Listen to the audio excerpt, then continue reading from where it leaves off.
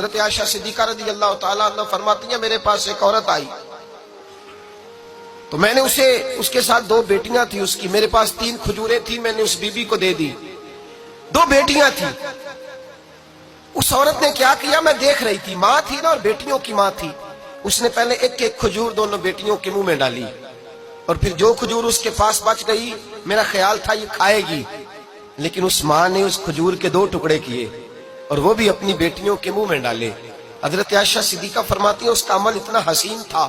Us be be کے اس عمل کے اندر اتنا حسن تھا کہ میری آنکھوں میں بھی وہ بات رہ گئی، دل میں بھی رہ گئی، روح میں بھی سما گئی، اس کے حسن اور تاثیر کو میں بھلا نہ سکی۔ شام تک وہ کیفیات، وہ انداز، وہ اس عورت کا طرز، اس کا وہ انداز میری طبیعت کے اندر بار بار مجھے اس کی طرف متوجہ کرتا رہا۔ شام کو محبوب تشریف لائے، نبی کریم صلی اللہ علیہ وسلم شام کو جب تشریف لائے تو حبیب پاک علیہ السلام کو میں نے بتلایا، میں نے کہا حضور بی بی آئی تھی،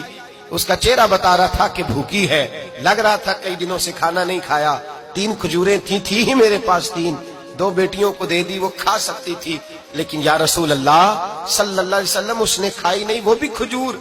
2 ٹکڑے کر کے بیٹیوں میں بانٹ دی ہے۔ حضرت عائشہ کہتی ہے دیر تک حضور میری بات کو سنتے رہے، دیر تک میری طرف دیکھتے رہے، اس تصور کو، بیٹی کے پیار کے اس ذائقے دیر تک محبوب محسوس کرتے رہے، اور پھر فرمایا عائشہ جو دنیا میں بیٹیوں کی وجہ سے آزمایا جائے گا، جب قیامت کا دن آئے گا تو رب اس سے حساب نہیں لے گا، بے حساب ہی جنت میں داخل فرما دے گا۔ اللہ پھر اس سے حساب نہیں لے گا جو بیٹی کے سبب سے آزمایا جائے۔ یعنی حضور نے باپ کو کہا کہ بیٹی کو مصیبت نہ سمجھنا، اگر کبھی اس کے میکے سے جھگڑے کا پیغام بھی آ جائے،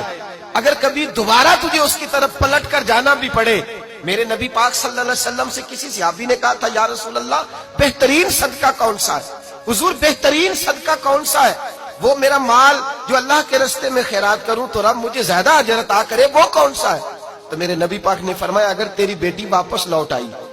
طلاق کی وجہ سے یا بیوہ ہو کر واپس آ گئی اور تجھے اس لوٹنے والی بیٹی پر کچھ خرچ کرنا پڑا تو تیرے رسول کا وعدہ یہ ہے کہ اللہ تجھے اس روپے پر سب سے زیادہ اجر عطا فرمائے گا، اس پیسے پر اللہ تجھے سب سے زیادہ۔ انہیں بوجھ نہ جاننا، ان کی آزمائشوں پہ پریشان نہ ہونا۔ گھر کبھی بیٹی کا پیغام آ جائے